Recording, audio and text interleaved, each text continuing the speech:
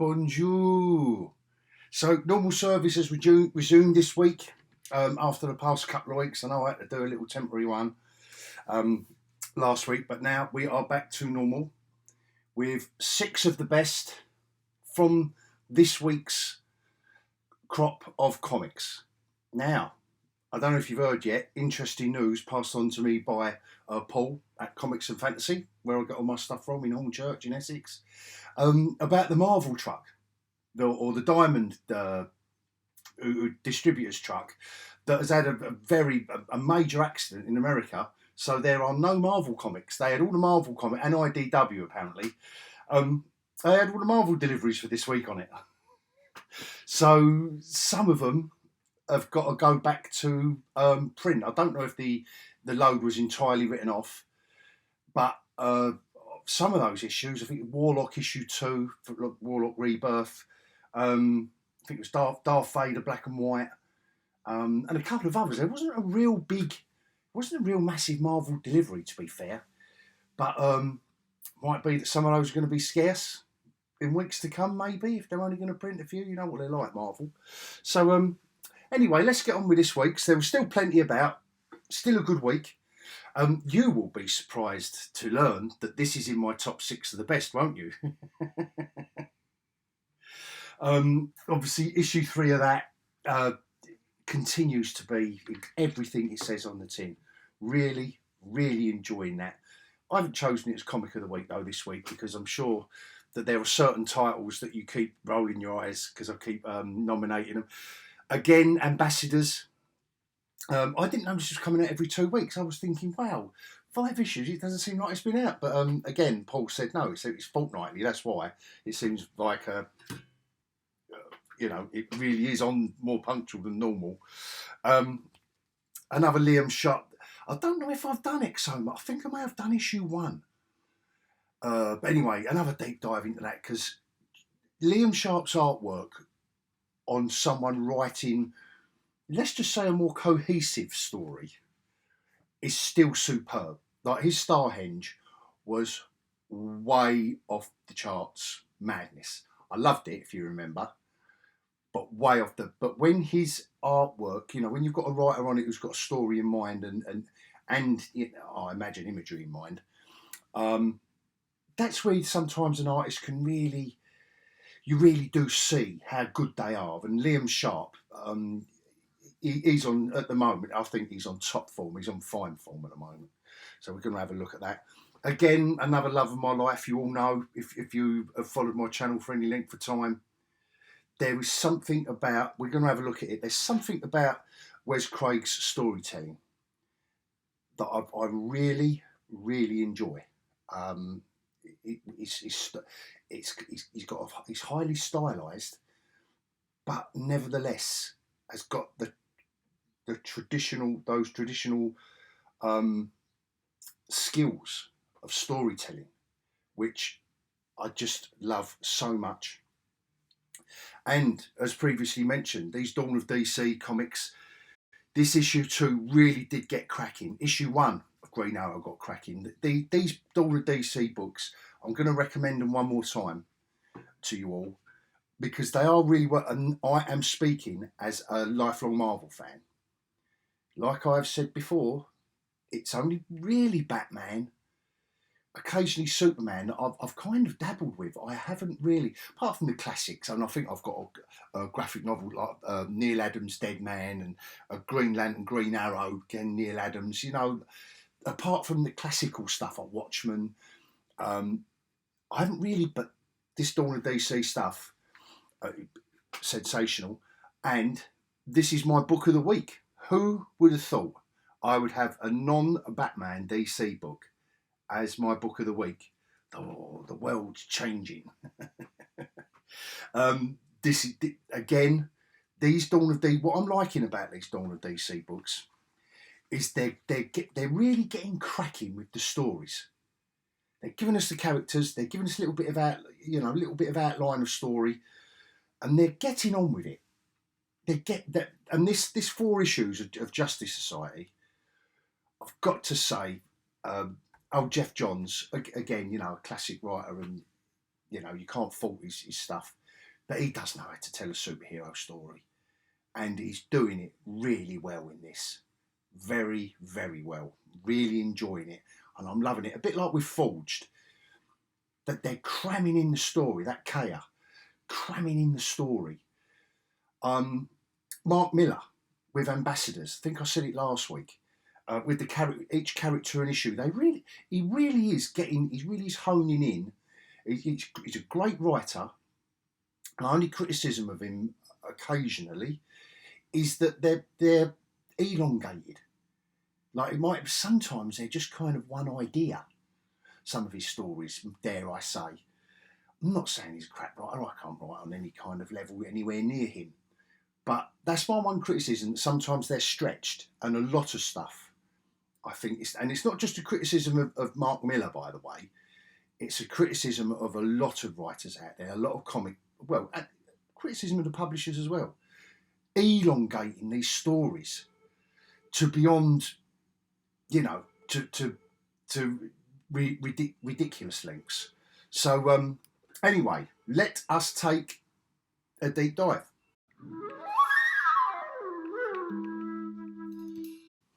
Here we go. Let's get Forged done first, because you know how much I love this book.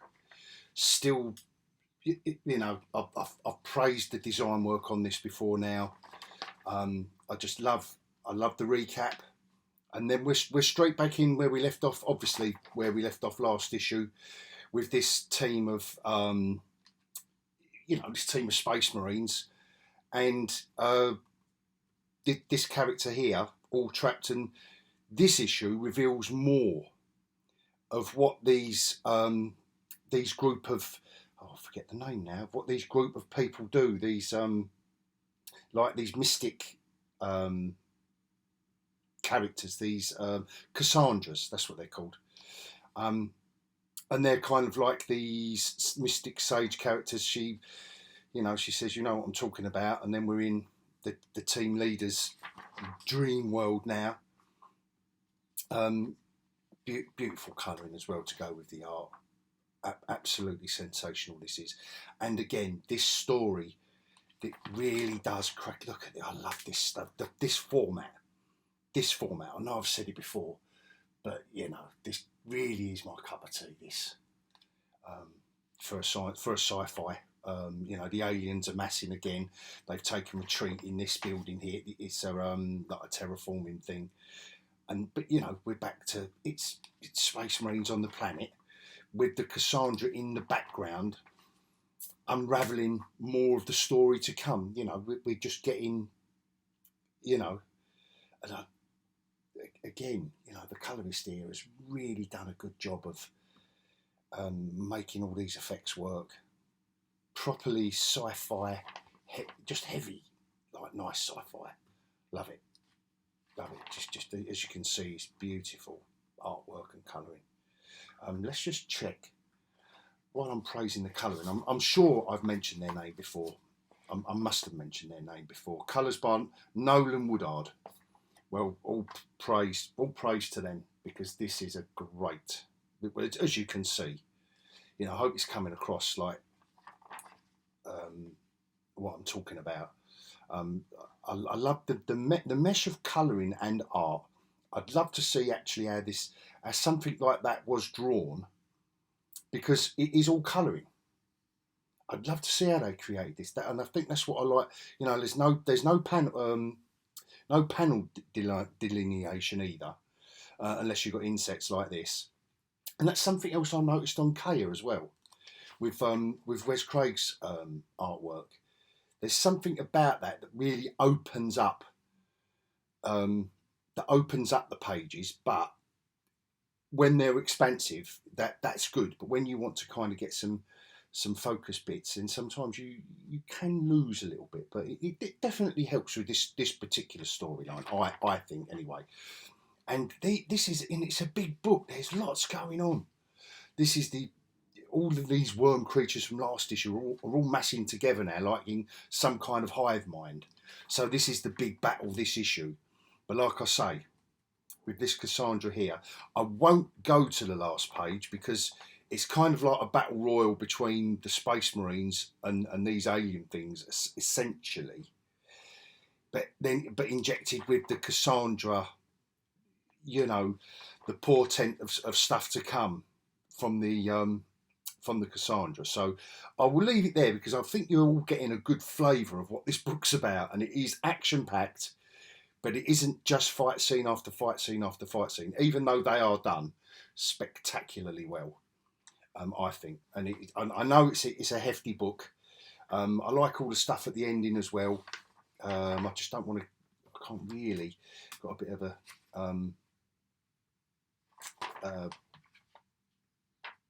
Look at that! Another beautiful. Going to be another beautiful cover. September.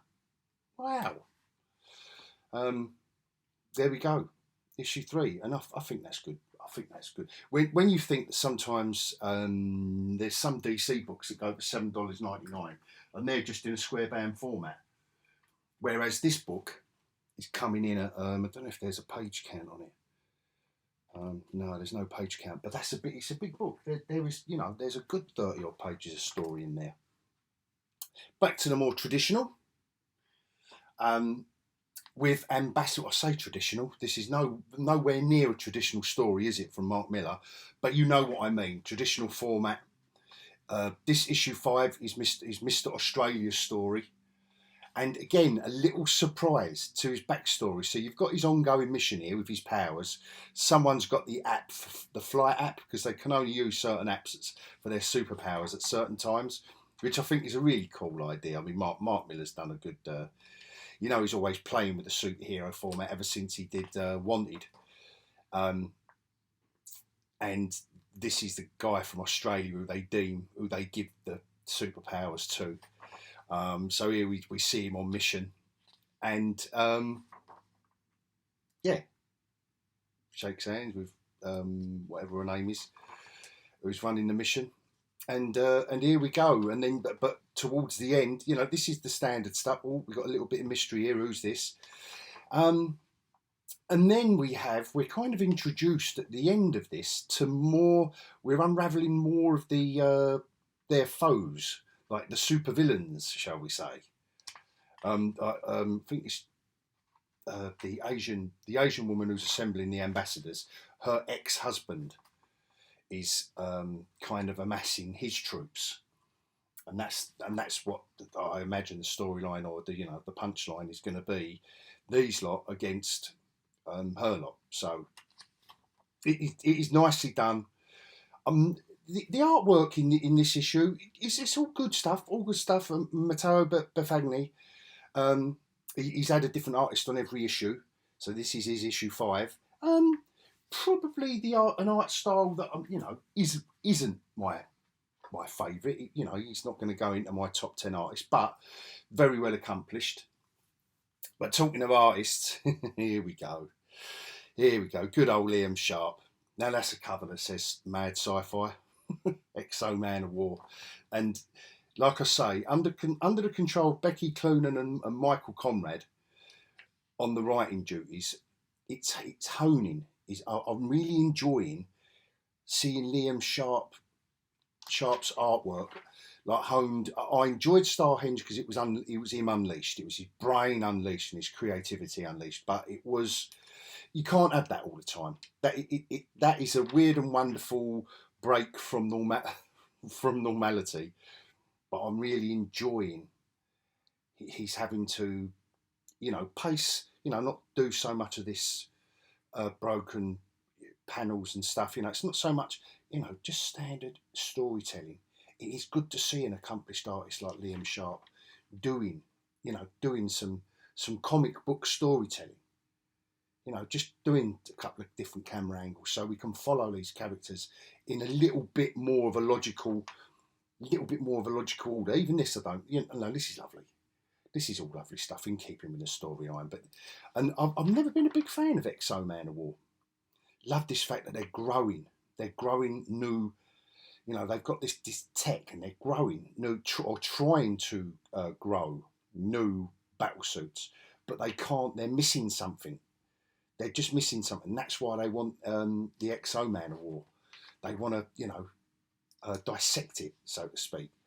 And she's realised in the area of this alien race's ways, or it's like a future Roman Empire.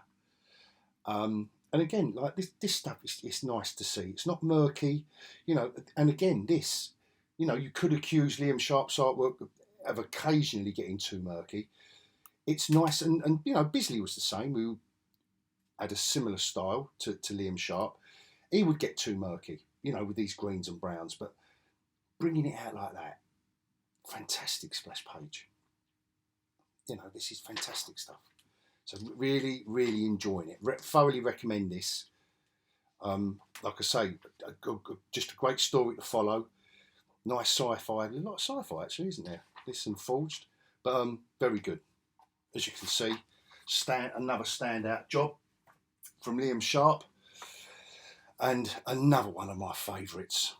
Wes Craig. This is such a cracking book. Love this cover, by the way. When we get to cover of the week, this is going to be in the running. It reminded me of Jack Kirby, The Eternals. It reminded me of Jack Kirby's Galactus design. It reminded me of Jack Kirby, his artwork. But Wes Craig's art style is nowhere near Kirby. It's just it's just his style. And again, no panels. He bleeds certain panels out. You know, the impact of that panel to bleeding it out of the page is really nice. I love it. You know, he done the design work as well. The lettering from the robot character, you know, the one that looks like Galactus, nicely done to separate from.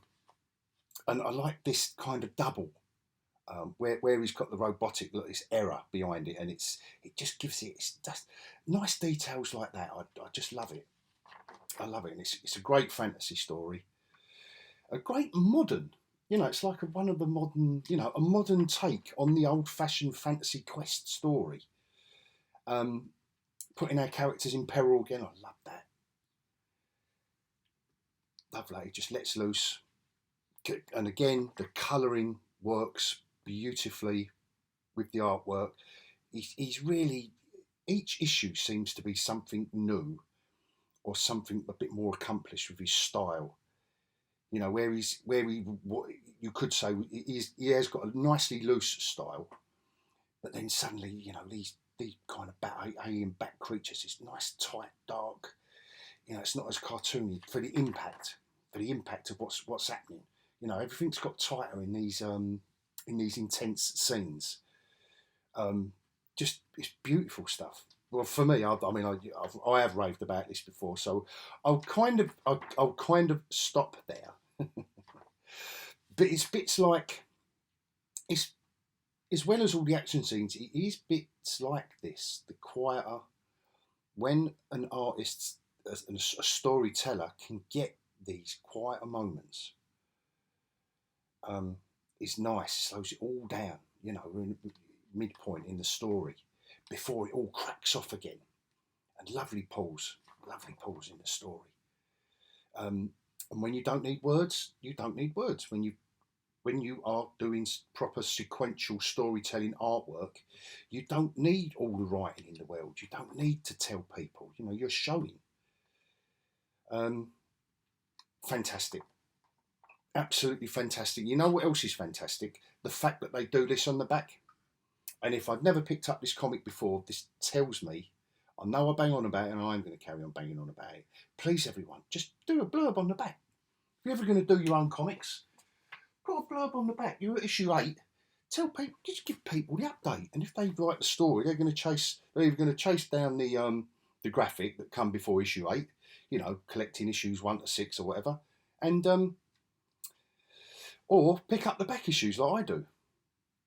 Dawn of DC, Green Arrow, like I've been gushing about, like I've gushed about, you know, we're straight into it with Arsenal. Here we go, and Black Canary. And this is what I mean about, is it Joshua Williamson on the cover? Yeah, Williamson. Oh yeah. Mm-hmm. Joshua Williamson, art and cover by Sean Isaacsi. And nice match of his art, of this artwork, to Joshua Williamson's proper superhero heavy. You know, you don't buy a Green Arrow story for anything else other than this daring do, and this is what I'm really enjoying. I'm really enjoying with these Dawn of DC books. They really are getting on with it. This romps along, brings us into a new, you know, I won't do too much of the storyline. This is our new bad person, and not necessarily a supervillain, but the one behind what's going on. A little bit of kind of time travel and interdimensional stuff going on, but not too much, because that, you know, just it is a bit tedious now. But they're doing just enough to make the story work. They're doing just enough. It's just really nice artwork, and like I say, there's so much going on. You've got a bit of action, got a bit of backstory, you've got a bit of, yeah, bit of everything here, and a bit of an epilogue as well that will lead on to the next issue. So, yeah, I'm recommending. The only one I haven't got, I'll be honest, the only one I didn't get was Superboy. I just didn't like the look of it and what they've done with him recently. I should have tried it, but I just didn't like it. It just wasn't going to be for me. Other than that, I've bought all the Dawn of DC books that have started from issue 1. I know they've labelled some other ones Dawn of DC, but anyway. Book of the week. Jeff Johns with the, look at that for an opening page. Nice, moody. Madame Xanadu's, Greenwich Village office. I know it's a little bit of a, I think Madame Xanadu was before Doctor Strange, but anyway, perhaps one of you can tell me in the comments. Love this artwork flourish, because we're in Madame Xanadu's. Again, this is another time travel romp, right? But it's been really, really, I mean, just what Jeff Johns does well. Mikael Janin and Jerry Ordway on the art. I mean, Jerry Ordway is a, class act from way back when, one of the classics. Is lending this book that feel. And it's kind of Huntress's story, the daughter of Batman and Catwoman, Helena Wayne. It's kind of her time travel story. But again, they're not tying, Jeff Johns hasn't tied himself up in knots here. Not at all, not one bit. There's not one bit of this storyline that I haven't understood or failed to, because he's laying out the rules and he's laying out what the supervillain's doing, and gets on with it. Here's our action set pieces. Here's how the characters managed to thwart the supervillain who's been kicking them about for 4 issues. That's a kryptonite ring, so Power Girl can give him a nice old punch. The early age Dr. Fate, like I say, I'm not a big DC fan, but you can tell Jeff Johns is having a wonderful time with all the Golden Age Justice Society, the old Flash and all that, and these are the modern, Man of Dead, these are the more modern characters. Here's Jerry Ordway artwork. In the past, where our supervillain goes back to, and nicely done. Like I said about these, a quiet moment, the artwork, quiet moment of comic book storytelling. Every now and again you do need that pause, get to know the characters a bit better, whatever it is. Very, very, very nicely done. Another recommendation. Was it Mikael Janin on the artwork? It was only Jerry Ordway, wasn't it, on the time? Yeah, Mikael Janin. I hope I've got Geordie Belair, obviously, on the colours. Is goes without saying. Always does a fantastic job. I'll leave that one there, actually, for a comic to sell comics. Huntress and Power Girl having a fight with a Golden Age Green Arrow. I've got to say that's got to be in the running for cover of the week. I don't normally do this, but I'm going to do it this week. I'll tell you what isn't a cover of the week. This. Now, I've really been enjoying Nightclub. and again, Mark Miller. I'm thinking about doing a little separate video of Mark Miller's work, where he's going with it before he releases this interconnected universe of books and blah blah. But I've got to say, this cover looks like it was someone's. It's their first cover they've ever been given. It's Ben Templesmith, and he's been around for a long while. That is not a good cover, guys. That is not a good cover at all. That looks like an amateur has done that. Looks like it's come off a fanzine. The colouring works, but the faces on it. Look at the line work on these faces. Wow. Just looks like a crapo rush job. But I'm 5 issues in, so I'm really enjoying it. But I've got to say, when I looked at that cover, I thought, oh dear. Again, give me Green Arrow on the book with Arsenal and Black Canary. I mean, if that's bad character with glowing claws in the background. I'm just harking back to the days of yore when you would maybe only have a certain amount of pocket money. Oh my God, what comic can I buy? Oh, that looks good. Does that look good? Oh no, Green Arrow's on that Black Canary. Oh, who is she with the claws? Before you looked inside. Obviously, this is in the running, but only because it's a Kirby tribute act. I've got to say, what I just said, it doesn't really apply to this, does it? Because that doesn't help sell KO issue 8, really. I think this one does. I think this helps sell. Can I get that in the... Yeah. That helps sell a comic about space marines on an alien planet trying to escape, I think. And I like all this old-fashioned Golden Age lettering to describe what's in the issue. Exo Manowar, I mean, there's a lot of good covers this week, actually. For a sci-fi monstrous, like the film Aliens, like a Geiger kind of feel, a monstrous kind of horror. Does that say horror sci-fi? I think it does to me. In that split second. And I'm going to include this one as well, the last cover. Just an honourable mention as well to this Dead Romans. It's such a nice mix. When I've done issue 1, I said it's a mix between Barbarians, the Netflix TV series, Gladiator, the movie, and Slain from 2000 AD, or Slain, however you pronounce that character. I pronounce it Slain. When Bisley rose to prominence doing the Horned God. It's a mixture of all that. It's in Germania, Romans versus the Germanic tribes.